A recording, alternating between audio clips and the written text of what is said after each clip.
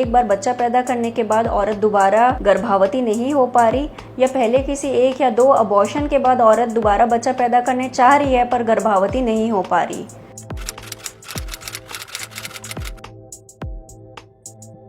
नमस्ते, मैं हूं doctor Anuradha Khemka, MBBS MD in obstetrics and gynaecology. I am a consultant at Sina multi speciality hospital Bettiah.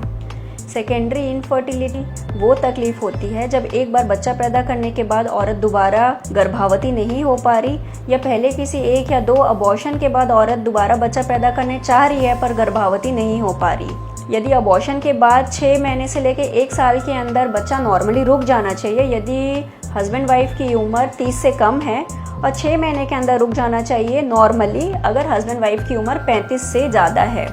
यदि हम ये टाइमलाइन को पार करते हैं तो हमें एक डॉक्टर की एडवाइस लेनी चाहिए।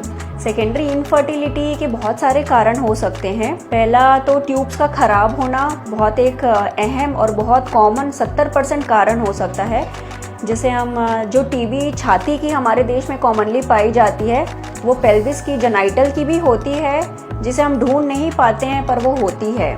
तीसरा एक एंडोमेट्रियोसिस करके बीमारी होती है, जहाँ एंडोमेट्रियम के छोटे छोटे कण पूरे पेल्विस में फैले हुए रहते हैं। जो ट्यूब्स और ओवरी, जो औरत के पाइप और अंडाशय का रिश्ता होता है, वो रिश्ता गड़बड़ हो जाता है, जिसके कारण अंडा ट्यूब तक पहुंच नहीं पाता, फूट नहीं पाता, तो औरत को डिलीवरी रखने में प्रॉब्लम हो जाती है। बहुत इंपॉर्टेंट कारण है, हम जिस समाज में रहते हैं हमें लगता है हमें औरत में ही सारी खामियां ढूंढनी है, किंतु जो आदमी का पानी है, जिसे हम कहते हैं हस्बैंड सीमेन एनालिसिस, वो अहम रोल करता है किसी भी फर्टिलिटी ट्रीटमेंट में। तो हस्बैंड सीमेन एनालिसिस आदमी का पानी कैसा है, कीटाणु कैसा है, शुक्राणु के ऊपर चलने की क्षमता कैसी है, जिसे फॉरवर्ड प्रोग्रेसिव मोटिलिटी कहते हैं, शुक्राणु का आँख, नाक, मुंह, कान, हेड, नेक, पीस, टेल कैसा दिखता है, वो भी बहुत अहमियत रखता है। क्या औरत मोटी है, क्या औरत को पहले से चीनी की बीमारी है, क्या औरत को थायराइड की बीमारी है, ये सब और भी एडेड मॉर्बिडिटीज़ हैं, बीमारी हैं छोटी छोटी, जिन्हें हमें इनटू कंसिडरेशन लेना चाहिए, जिनका इलाज हमें करना चाहिए। और अगर मरीज पीड़ित है